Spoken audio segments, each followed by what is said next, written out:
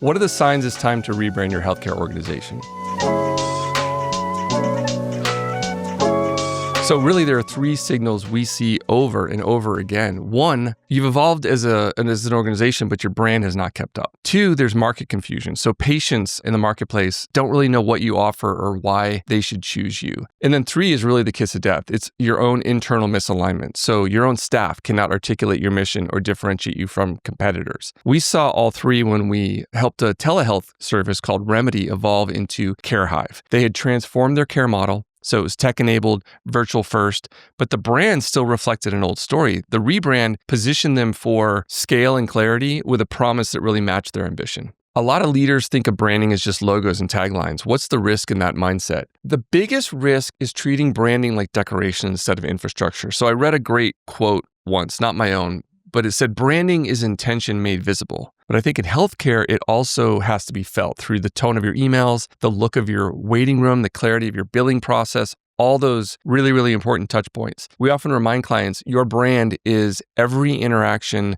a patient has with you, not just your website, obviously. So in healthcare, where trust can be lost in a single moment, brands must be built into the experience, or branding must be built into the experience itself. If not, you're just dressing up the problem. So if I'm a CEO or CMO leading a rebrand, what are the top three things I should focus on? One, alignment. Get your internal clarity first. You cannot brand externally what you haven't defined internally. And two, I would say, is experience design. 55% of patients say a single bad experience damages trust, and most never return. So branding needs to translate to care that feels personal, accessible, and empathetic, really. And then three is consistency. Patients crave reliability. Amazon is the one to watch right now in this space. They are significantly expanding their presence in the healthcare sector. They are winning, doing what they do best, accessibility and convenience, and they're expanding their pharmacy business. They have acquired One Medical, and they're offering virtual care services like Amazon Clinics. So people already know Amazon for what they do best, consistency and cohesion.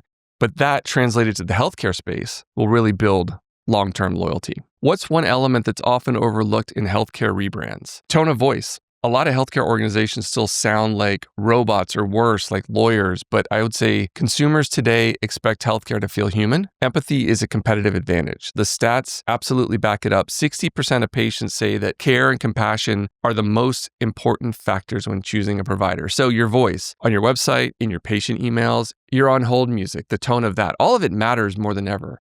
When I drive through downtown Houston and look up at the billboards, it's really a battle of headshots. It seems like every provider is putting up a headshot of their most revered physician. Now, there's a place for that, sure, but I'd question that as a real long-term strategy.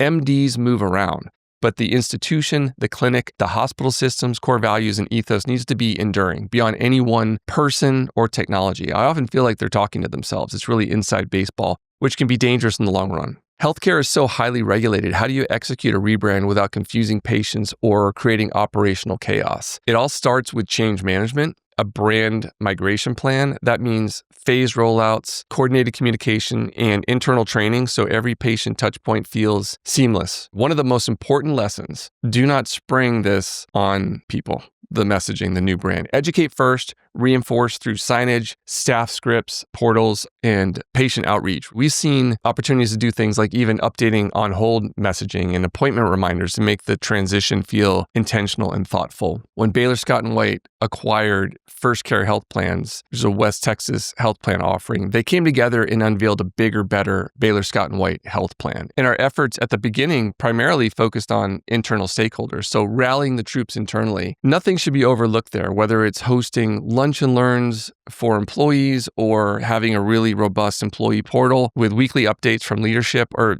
simple things like posters in the break room articulating what the new brand means, what it stands for. I would say, in short, rebranding in healthcare doesn't just involve marketing. It requires operations, legal, and marketing teams working together, everyone working together. How does brand actually connect to growth in healthcare? Great brand strategy doesn't just make you look better, it really makes it easier for people to choose you. Nearly 80% of patients use online reviews when selecting a provider, and 75% say negative reviews alone are enough to steer them away. So that tells us right there that the brand experience How patients feel, what they say, what they share is directly tied to acquisition and loyalty. We recently rebranded a healthcare technology company called Black Ink. They are a reimbursement solution, meaning they help healthcare organizations mine for money that's rightfully theirs and then quarterback the entire reimbursement process. So for them, the way they'd explain it, it's like putting on an old jacket from the closet and finding a $20 bill in your pocket. It's money that's rightfully yours, and they're going to help you recover that. So the shift was more than visual, more than colors and fonts. We